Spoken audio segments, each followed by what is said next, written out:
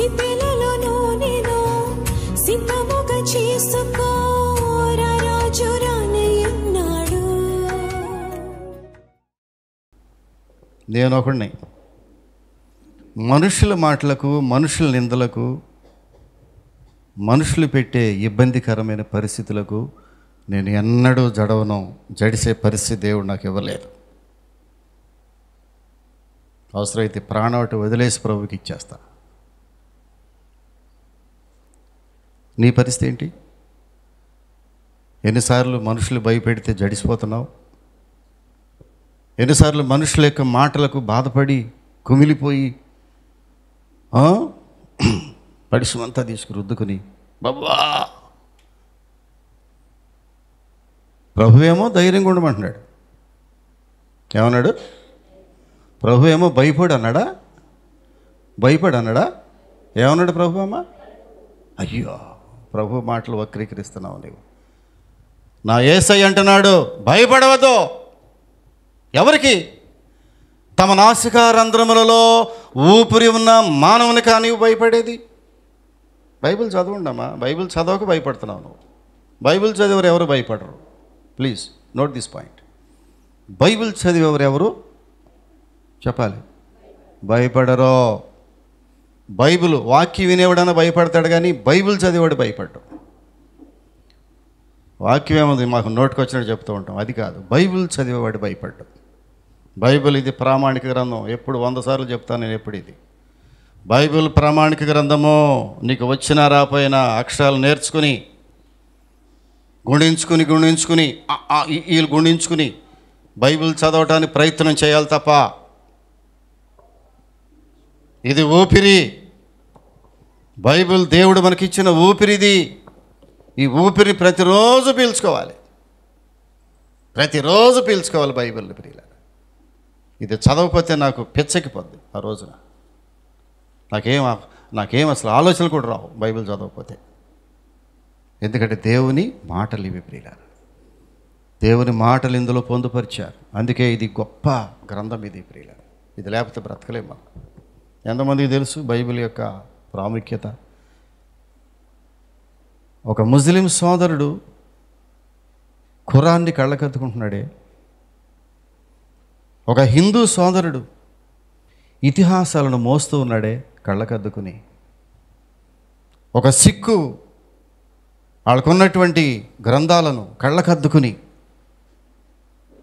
వాటి పూజలు చేస్తున్నారే, ఒక క్రైస్తవుడు బైబిల్ కళ్ళకద్దుకుంటున్నాడా? లేదు. ఈ ప్రపంచంలో ఏదైనా ఒక మత గ్రంథము గౌరవం లేకోకుండా ప్రక్కన పడేసింది ఎవరంటే క్రైస్తవులే.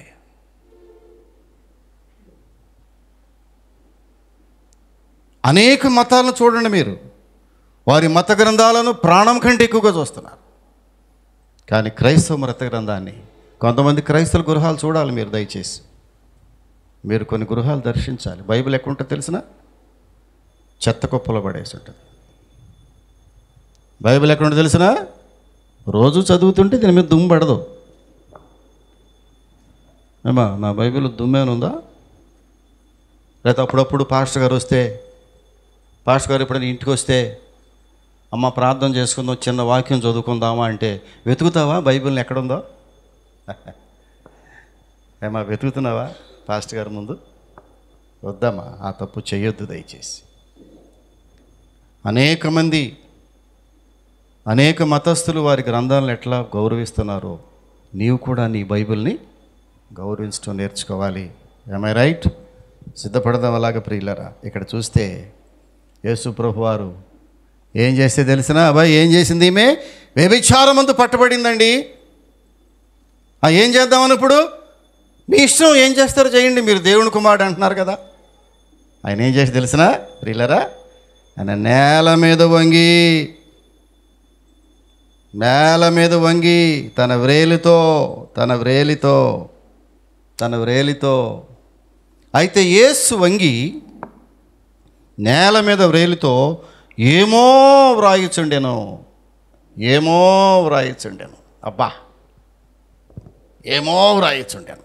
నేల మీద వంగాడు, ఇసుక మీద ఏం చేసి తెలిసినా? తన వ్రేలితో ఏమో వ్రాయిచుండెను. ఈ మాట చెబుతూ ఉండగానే మీకు ఒక సంఘటన గుర్తు రావాలి. దేవుడైన యెహోవా తన వ్రేలి కొనతో రాతి పలకల మీద ఆజ్ఞలు రాసెను. బైబిల్కి వెళ్ళి చూడండి దయచేసి. నిర్గమకాండము 32వ అధ్యాయము, నిర్గమకాండము 32వ అధ్యాయము 16వ వచనము. ఆ పలకలు దేవుడు చేసినవి. ఆ పలకల మీద చెక్కబడిన వ్రాత దేవుని చేవ్రాత. సీనాయి పర్వతం మీద మోషే 40 దివారాత్రులు దేవుని యొక్క సహవాసములో ఉన్న టైంలో దేవుడైన యెహోవా మోషేకి 2 పలకలు ఇచ్చాడు, రాతి పలకలు. ఆ రాతి పలకల మీద తన స్వహస్తముతో, తన వ్రేలితో ఏం రాశాడు తెలిసిన? ఆజ్ఞలు రాశాడు. ఎన్ని ఆజ్ఞలు అప్పుడు? 10 ఆజ్ఞలు. చాలా ఆజ్ఞలు ఉన్నాయి. కానీ మోషేకి ఇచ్చినటువంటి రాతి పలకల మీద దేవుడైన యెహోవా 10 ఆజ్ఞలు రాశాను. యేసు ప్రభు కూడా నేను అనుకుంటాను ఆయన ఏమో వ్రాయిచుండెను నేల మీద. శాస్త్రులు పరిసయ్యులు ఆ స్త్రీని నిలబెట్టి చూస్తున్నారు, ఏం చెబుతాడు తీర్పు. ఆయన చేసే తీర్పు ఎలా ఉంటుందో చూద్దామని యేసు ప్రభుని పరీక్ష చేసి ఆయన తప్పుదో పట్టించాలని, ఆయన తప్పును బహిర్గతం చేయాలని, ఈయన నిజముగా దేవుని కుమారుడు కాదు అని చెప్పటానికి శాస్త్రులు పరిసయ్యులు ప్రయత్నం చేస్తున్నారు. ప్రభువారు అన్నాడు, ఏమీ మాట్లాడలేదు. చాలాసార్లమ్మా యేసు ప్రభువారు మాటలు ఎక్కువ చెప్పడం, ఆయన మౌనము కదా. వదకు తేబడు గొర్రెపిల్ల మౌనముగా ఉండినట్లుగా ఆయన నోరు తెరవలేదు. నోరు తెరవలేదు. చాలాసార్లు ఆయన ఎంతో దూషించారు, పిడిగుద్దులు గుద్దారు, కాండ్రించి ముఖం మీద దూశారు. ఆయన నోరు తెరవలేదు. నేను నిన్ను రక్షిస్తాను, నీకు శిక్ష పడకుండా చేస్తానన్నాడు పిలాతు. నోరు తెరవలేదు. నేను నీకు ఏ అపాయం లేకుండా చేయగలను, నీవు నిజం ఒప్పుకో, నీవు దేవుడు కాదని చెప్పు. నోరు తెరవలేదు. వదకు తేబడు గొర్రెపిల్ల మౌనముగా ఉన్నట్లుగా. ప్రియులరా, యేసు ప్రభువారి యొక్క మౌనాన్ని చూసి మనం ఎంత నేర్చుకోవాలి. డబడబా నోటికి వచ్చినట్టుగా మాట్లాడే మనము దేవుని యొక్క మౌనాన్ని చూసి ఎంత నేర్చుకోవాలి. ఎప్పుడైనా ఎవరైనా దూషిస్తుంటే మౌనంగా ఉన్నావా? మౌనంగా ఉంటే పిచ్చిదాన్ని అనుకుంటారేమో అనుకుంటున్నావా? కాదు, ఆ మౌనమే ఆ వ్యక్తిని చెంప మీద కొట్టినట్టే. పాస్టమ్మ గారిని కొంతమంది దూషించారు. ఆమె చివరిలో 3 సంవత్సరాలు ఆమె హెడ్ మిస్ట్రెస్గా చేస్తున్న దినాల్లో కావాలని దూషించి, కావాలని శిక్ష పడేటట్టుగా చేసి, కావాలని ఉద్యోగంలోంచి తీసివేయట ప్రయత్నం చేసి, నేను అన్నాను, గట్టిగా మాట్లాడమ్మా, గట్టిగా మాట్లాడు. పిల్లలు వారించారు, అమ్మా నువ్వు నోరు తెరవాలి నువ్వు. కానీ ఆమె వాడినటువంటి ఆయుధం ఏంటో తెలుసిన? నోరు తెరవలేదు. ఆమె నోరు తెరవపోవటమే వారికి చంపపెట్టి అయిపోయింది. ప్రియులారా, వణికిపోయారు. ఆమె మౌనము ఆమె శత్రువులను వణికింపజేసింది. నువ్వు నేను అరిసినట్టు అరిస్తే దానిలో ప్రయోజనము లేదు, దాని విలువ కూడా లేదు, దానిలో ప్రోగ్రెస్ ఉండదు, నీ అరుపుల వల్ల ప్రయోజనము లేదు. దేవుడు మౌనంగా ఉన్నాడు. ఆయన అనేక సార్లు మౌనంగా ఉన్నాడు. అనేక పర్యాయాలు, అనేక సందర్భాల్లో దేవుడు మౌనాన్ని వహించాడు. ఆయన తగ్గించుకున్నాడు. ఆయన తగ్గించుకున్నట్టుగా ప్రపంచంలో ఎవరూ తగ్గించుకోలేదేమో. అందుకే ఆయన దేవుడు అయ్యాడు. నేల మీద ఏమో రాయిచుండెను. ఏం రాశాడు అనుకుంటున్నారు? ఆయన ఆజ్ఞలన్నీ 1 by 1 1 by 1 1 by 1 1 2 3. మొదటి ఆజ్ఞ ఏమన్నాడు తెలిసిన? నేను తప్ప వేరొక దేవుడు నీకు ఉండకూడదు. 10 ఆజ్ఞలు మీ అందరికీ తెలుసు. 10 ఆజ్ఞలు కంటత పెట్టాలి. ముఖ్యంగా సండే స్కూల్ పిల్లలు 10 ఆజ్ఞలు కంటత పెట్టాలి. మేము చిన్నప్పుడే కంటత పెట్టాం 10 ఆజ్ఞలు ప్రియులారా.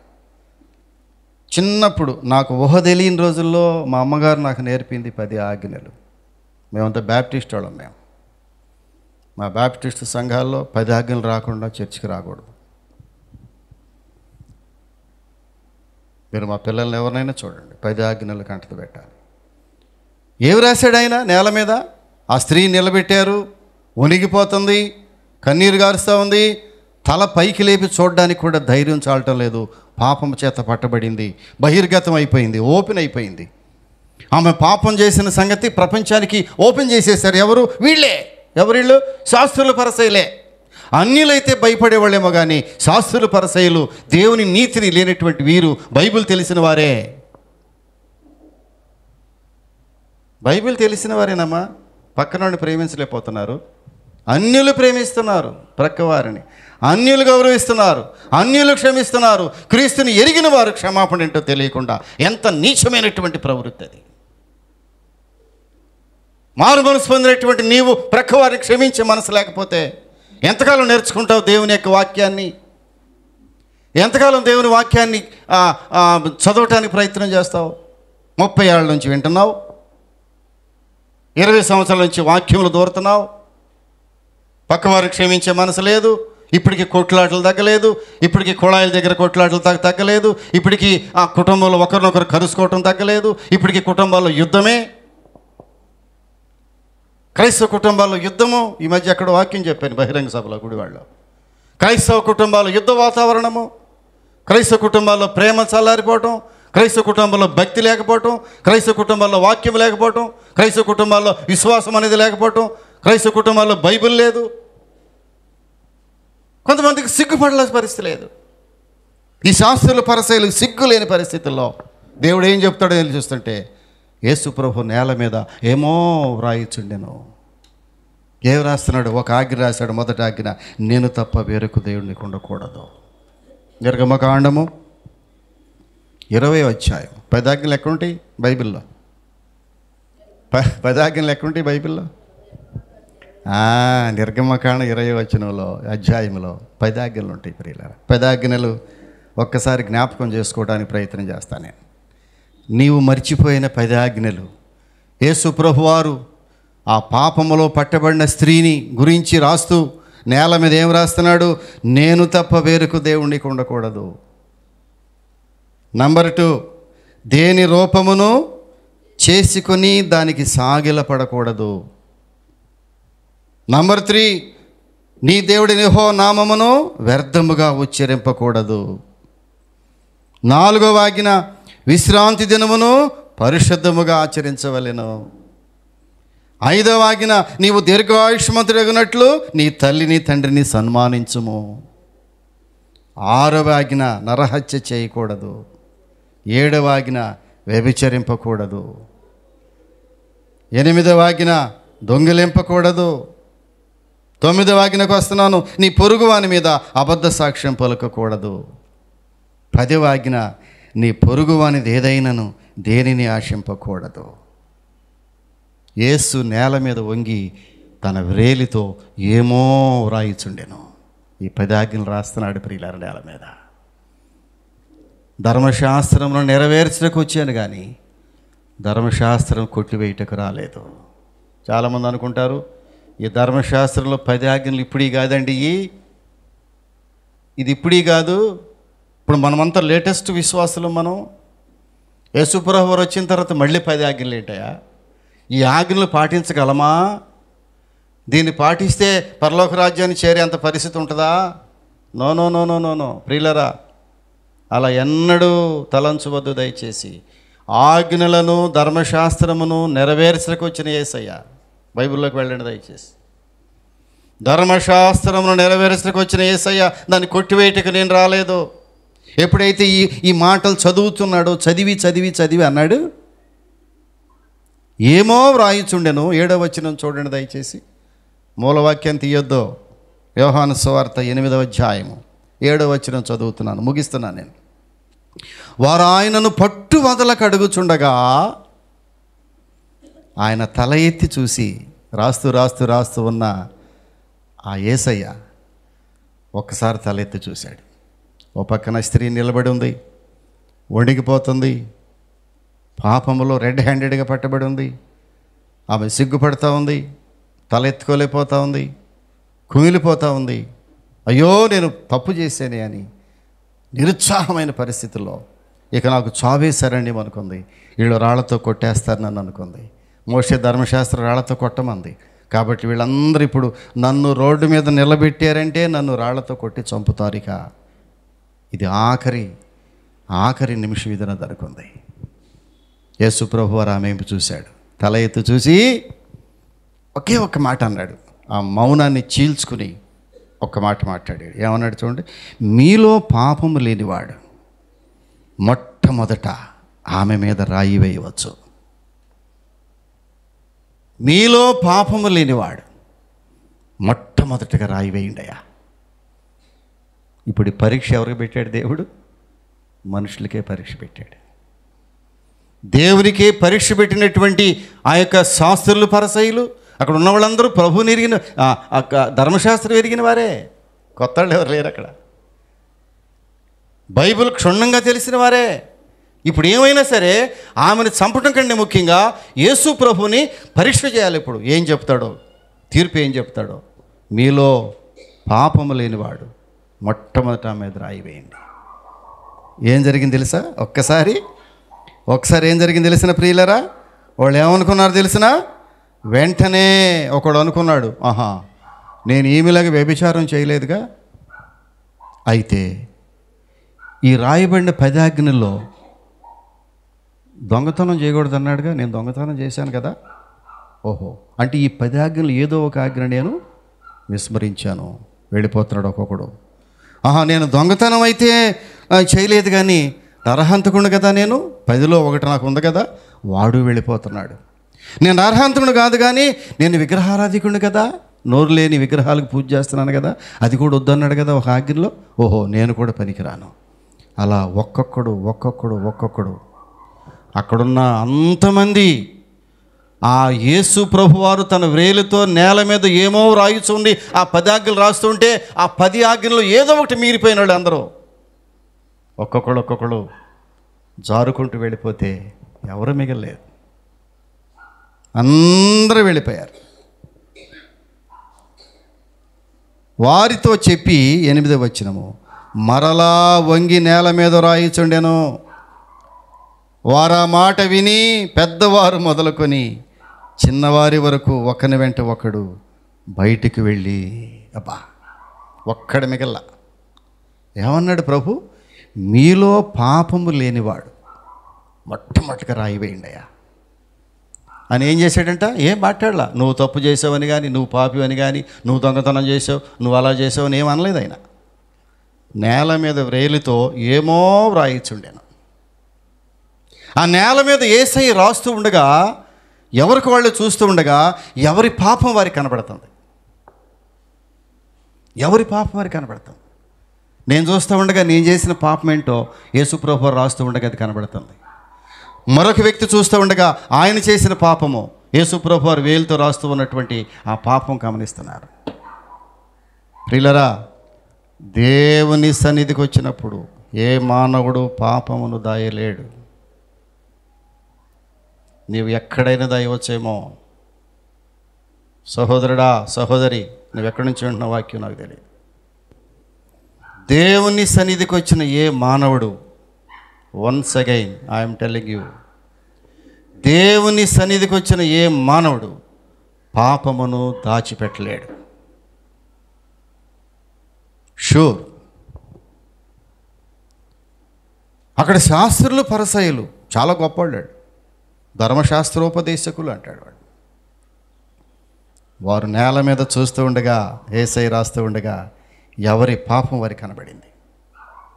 1 by 1 అందరూ వెళ్ళిపోయారు. చివరికి యేసు ఒక్కడే మిగిలిపోయాడు. యేసు ఒక్కడే. 9వ వచనం చూడాలి. వారు ఆ మాట విని పెద్దవారు మొదలుకొని చిన్నవారి వరకు ఒకని వెంట ఒకడు బయటకు వెళ్ళిరి. యేసు ఒక్కడే మిగిలెను. ఆ పక్కన మళ్ళీ చదువుతున్నా చూడండి. యేసు ఒక్కడే మిగిలెనని ఆ ప్రక్క మాట చాలా ముఖ్యమైనదమ్మా. చూడండి, యేసు ఒక్కడే మిగిలెను, ఆ స్త్రీ మధ్యను నిలవబడి ఉండెను.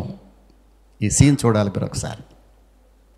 అందరూ వెళ్ళిపోయారు, అందరూ వారి వారి పాపాలు కనబడి, ఎవరు నీతిమంతులు లేరు అనుకున్నారు. అమ్మో, ఈ మీద రాయి వేస్తే మనం అయిపోతాం రా, వద్దు, నేను పాపం చేశా, నేను పాపం చేశా, నేను పాపం చేశా, వద్దు, ఎవరు ఆమె మీద రాయి వేయటానికి వీల్లేదు.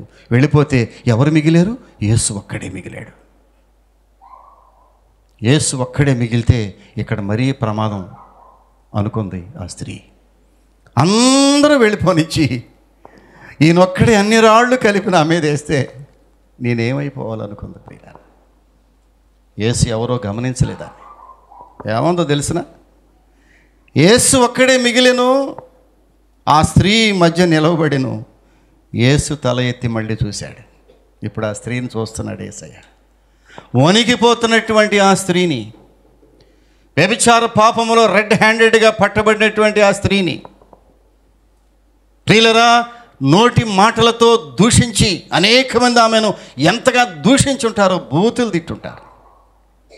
అవును, తప్పు చేసినట్టు తిట్టడం మహా సరదా కొంతమందికి. నాకు కొంతమంది చెప్తూ ఉంటారు వచ్చి, ఆవండి ఫలానా చేసిందండి అయ్యా. నోరుమై మన ఒకరోజు నోరుమై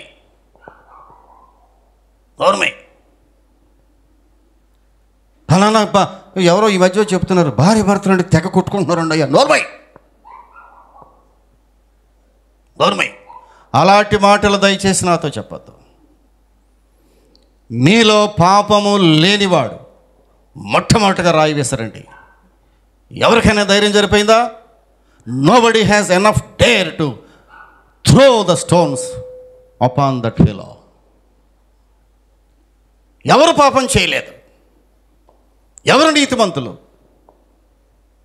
కొంతమంది దేవుని సేవ దగ్గరకు వచ్చి ఏమేమో పిత్రీలు చెబుతూ ఉంటారు. ఫలానా వాళ్ళ ఇంట్లోనండి గొడవలండి అయ్యా, ఫలానా వాళ్ళండి అప్పులతో కూరిపోయి ఉండరయ్యా. ఎవరికి లేవు అప్పులు? నీకు లేవా?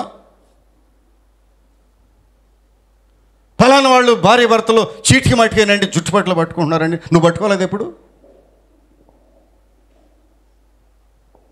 యేసు ప్రభువారు తల ఎత్తి చూసి ఒకే ఒక్క మాట, చిన్న మాట, 2 అక్షరాల మాటే, అమ్మా అన్నాడు.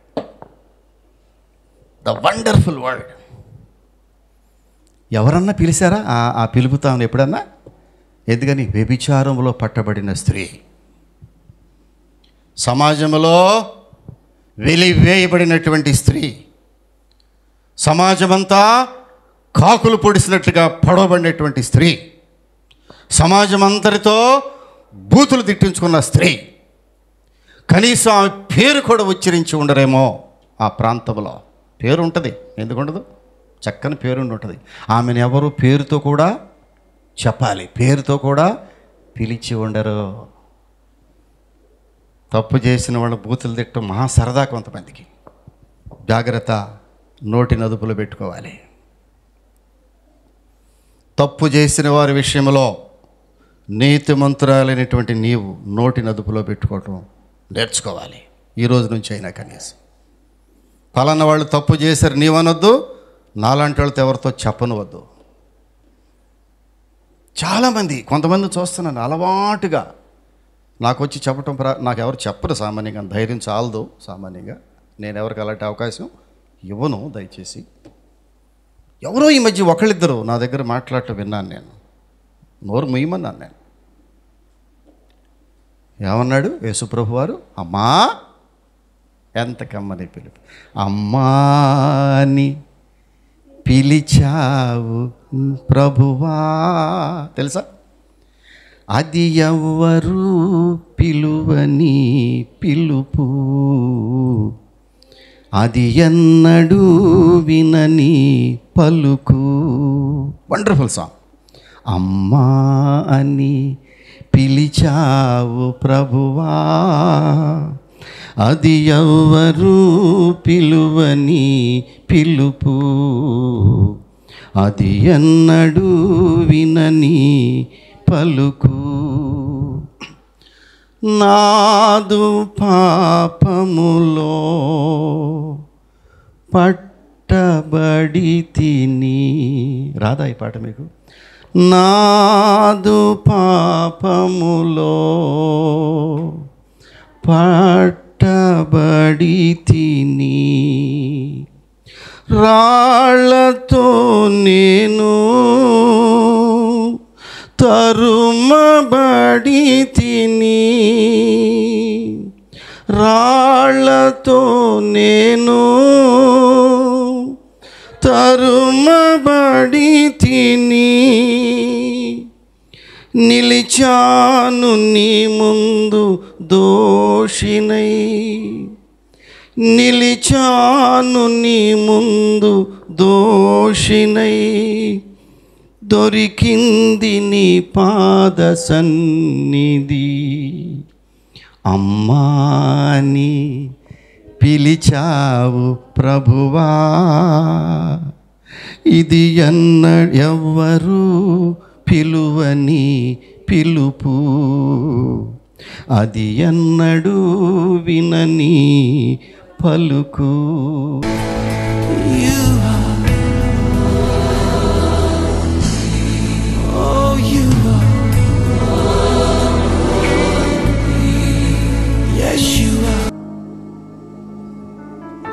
పరిశుద్ధుడా, ప్రేమ కలిగిన స్వామి,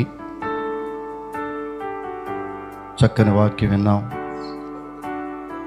ఆ సహోదరి ఎంత సిగ్గుపడుతూ సమాజంలో దోషిలాగా నిలబడి నీడలేని పరిస్థితుల్లో బూతులు తిడుతూ దూషిస్తూ ఆ పాపములో పట్టుబడిన స్త్రీని ధర్మశాస్త్రం తెలిసినటువంటి పెద్దలే ఆమెను చంపటానికి చూశారు ప్రభువా. నిన్ను పరీక్షించడానికి చూశారు. నీ ప్రేమను మరొకసారి పరీక్ష చేశారు. నువ్వెన్నడూ ఓడిపోయే దేవుడు కాదు, మమ్మల్ని ఎన్నడూ శిక్షించే దేవుడు కాదు. మా అపరాధముల చేత, మా పాపముల చేత మేము పట్టబడి ఉండగా నీ గొప్ప వాత్సల్యత, నీ కృప మమ్మల్ని ఎన్నడూ వెంటాడుచూనే ఉంది. నన్ను ఎన్నడూ శిక్షించలేదు ప్రభువా. నన్ను శిక్షించటమే ప్రారంభిస్తే నేను ఇలాగ ఉండేవాడినా? ఏనాడో లోకం విడిచి వెళ్ళిపోయేవాడిని.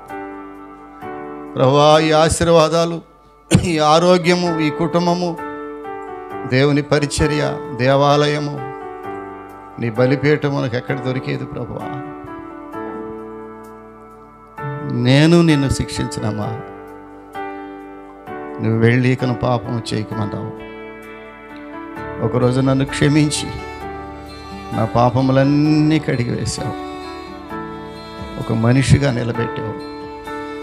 అధికారులు త్రోసివేసిన, బంధువులు దూషించిన, స్నేహితులు వెలివేసిన నా జీవితాన్ని మరలానే వెలిగించావు. ఇక్కడ ఉన్న ఎంతోమంది జీవితాలు వెలిగించావు. ఎంతోమంది కృషించిపోతున్న జీవితాలను తిరిగి మరలా బ్రతికించావు. ఈమె పేరు తెలియదు కానీ అమ్మా అని పిలిచావు. ఆ పిలుపు తన హృదయాన్ని బ్రద్దలు చేసింది. ఆమె నిలబడలేకపోయింది. ప్రభు, అయా నేను పాపిని, నన్ను క్షమించు అని పశ్చాత్తాపంతో ఒప్పుకుంది ప్రభు. అప్పుడే ఆ క్షణంలోనే ఆ పాపాత్ముని స్త్రీని క్షమించావు, పరిశుద్ధురాలుగా చేశావు. ఒక పాపిని పరిశుద్ధురాలుగా చేసే శక్తి నీ దగ్గర తప్ప ఎవరి దగ్గర ఉంది ప్రభు? ఈ లోకములో పాపములను క్షమించే అధికారం నీకు తప్ప ఎవరికి ఉంది ప్రభు? ఎంతోమందిని క్షమిస్తున్నావు. మమ్మల్ని అందరిని మరొకసారి క్షమించి ఇకను పాపము చేయకుమనే మాట మే జ్ఞాపకం చేసి, ఇకెన్నడూ పాపము జోలికి వెళ్ళకుండా, ఇకెన్నడూ లోకములోనికి వెళ్ళకుండా నీ రక్తము చేత మమ్మల్ని శుద్ధీకరించమని విన్న వాక్యానికి ముద్ర వేయమని యేసు నామమున అడుగుచున్నాము తండ్రి. ఆమేన్.